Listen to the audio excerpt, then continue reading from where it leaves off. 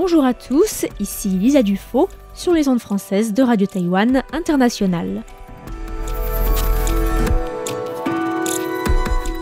C'est l'heure de la revue Asie-Pacifique, une sélection de sujets d'actualité alternée d'émissions thématiques sur l'Asie-Pacifique.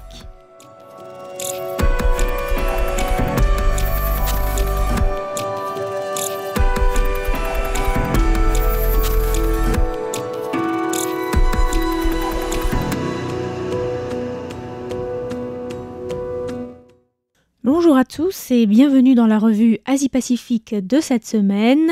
Dans la revue de presse de ce mardi 31 décembre 2024, je vous propose de revenir tout d'abord sur le prolongement de la crise politique en Corée du Sud, où quelques jours seulement après la destitution du président Yoon Suk-yeol, son premier ministre qui assurait l'intérim de la présidence a lui aussi été destitué après moins de 2 semaines à son poste.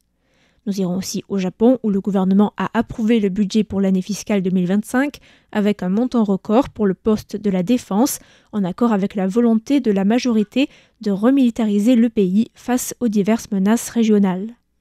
Nous irons aussi dans le Pacifique, dans l'archipel des Tonga, où un nouveau Premier ministre a été élu après la démission de l'ex-chef du gouvernement. Et enfin, nous finirons ce petit tour de l'Asie-Pacifique en revenant sur un triste anniversaire, celui des 20 ans du terrible tsunami survenu le 26 décembre 2004 dans l'océan Indien, avec des commémorations et des hommages aux victimes organisés un peu partout dans les 14 pays de la région qui ont été touchés par la catastrophe. L'Assemblée nationale sud-coréenne a approuvé vendredi une motion de censure contre le président par intérim Han Duck-soo, soumise la veille par le principal parti d'opposition, le Parti démocrate. Ce dernier et ses alliés avaient déjà fait tomber, il y a 2 semaines, le président Yoon Suk-yeol, après que ce dernier a décrété, dans la nuit du 3 au 4 décembre, la loi martiale,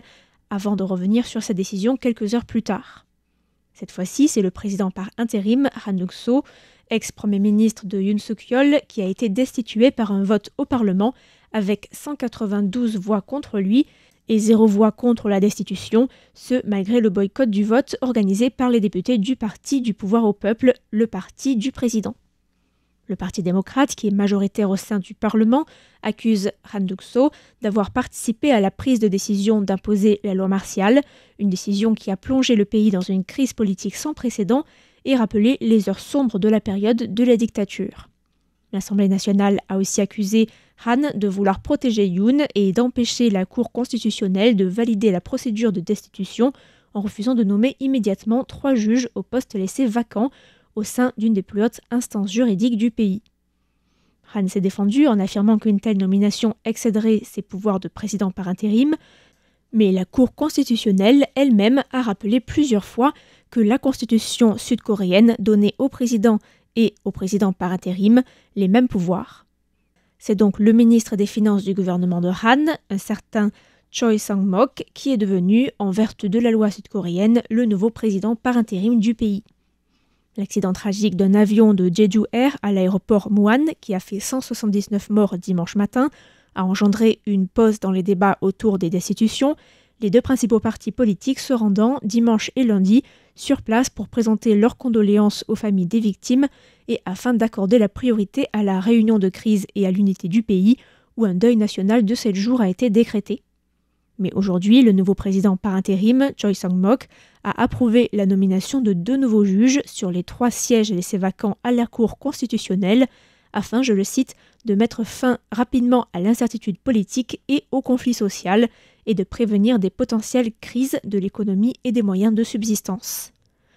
Notons que sur les 2 nouveaux juges nommés par le président, un a été nominé par le parti au pouvoir et l'autre par le principal parti d'opposition. La nomination d'un 3e juge, nominé également par le Parti démocrate, a été reportée à plus tard, le président par intérim déclarant qu'il le nommerait si les 2 partis parvenaient à se mettre d'accord.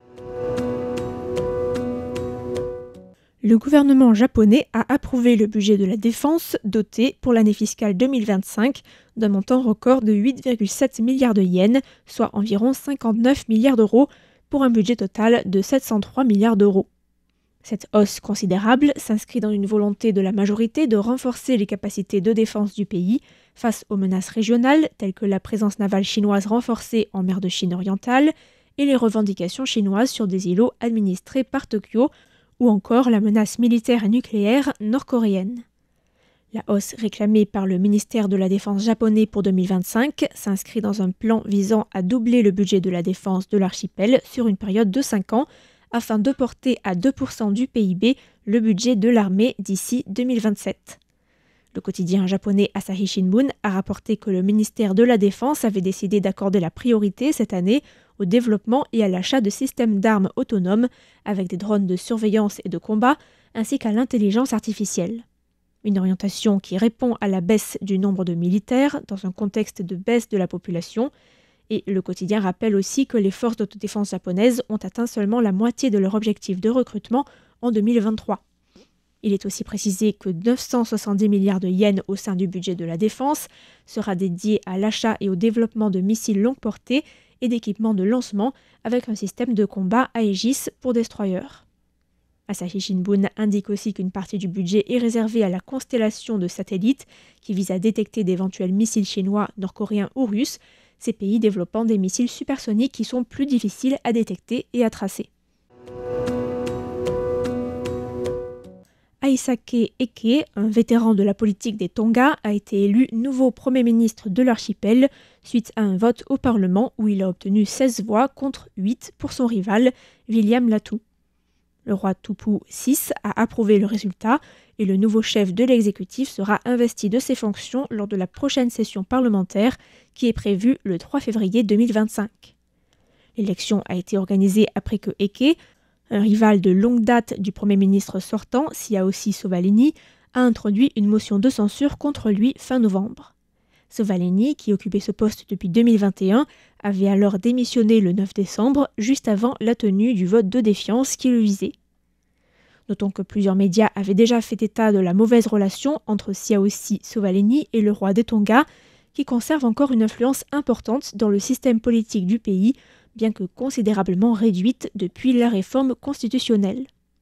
Le roi avait ainsi rédigé, début 2024, une lettre dont on avait parlé dans cette émission et dans laquelle le roi déclarait retirer sa confiance au Premier ministre, poussant ce dernier à renoncer à occuper également le ministère de la Défense. Le nouveau Premier ministre élu a été ministre des Finances et de la Planification nationale, mais aussi secrétaire des Finances.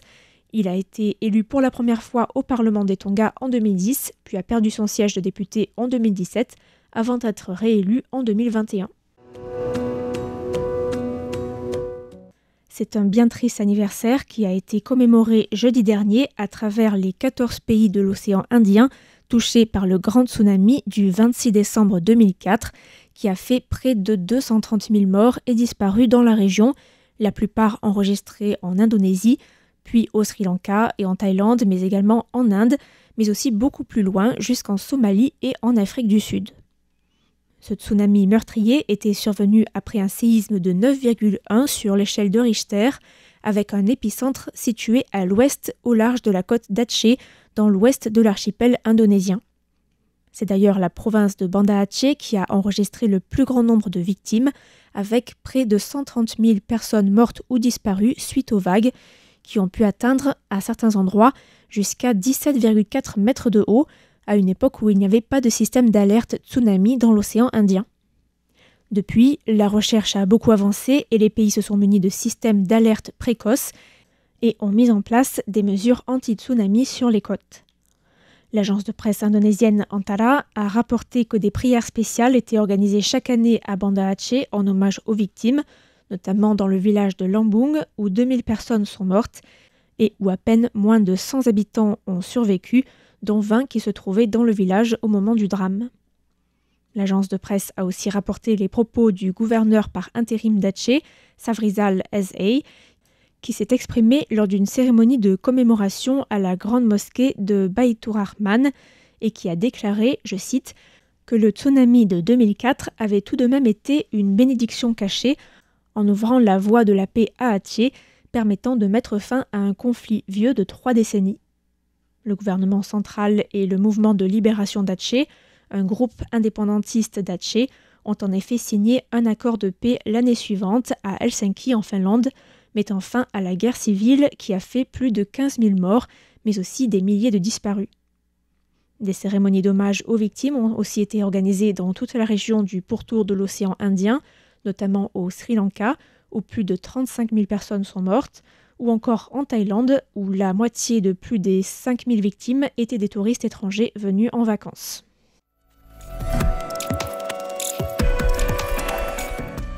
C'était la revue Asie-Pacifique de cette semaine, présentée par Lisa Dufaux pour Radio Taïwan International.